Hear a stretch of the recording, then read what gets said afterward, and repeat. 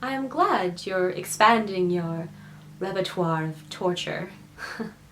It's funny that you should mention that knife. Do you recall when you threatened to use it on the teacher's assistant when he... Who am I kidding? Oh, Electo.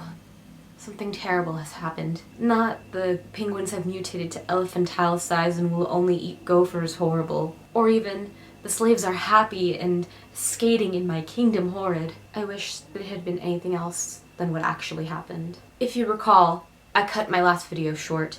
General Malcolm had informed me that a terrible incident had occurred at my family's mansion. I left my fortress immediately and arrived at the Antarctic base at 0200 hours. But I was too late. It appears that a group of 20 or so rebels from Section 7 had enlisted as soldiers in my army. As such, they had access to many weapons at the base and planned to attack what they thought was my home. They stormed the mansion. They took out the mansion's sentries and personal guards. Seems that they had been planning this for months. Pretend to be loyal soldiers, access the base, and storm my home. They thought I actually lived there. And when my family told them I wasn't there, I had never lived there, those miscreants didn't believe them. They tortured them, one by one, hoping to figure out where I was. But I never told them. I thought it would protect them. One sentry escaped with his life and hurried back to the base, rallied my loyal troops into action.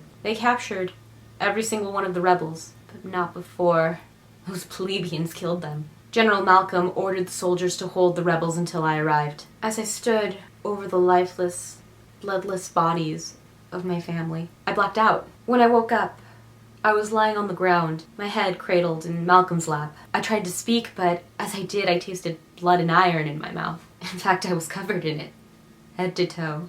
I had not fainted, Electo. According to Malcolm, I grabbed his hunting knife from his hip and mutilated the rebels. Tongues, eyes, noses, throats. In the end, my soldiers piled them and sent them to Dr. Nesbit as chow for the mutated mutts. To answer your question, Electo, I will send you a companion from Sector 11, but whoever it is will pale in comparison to my general.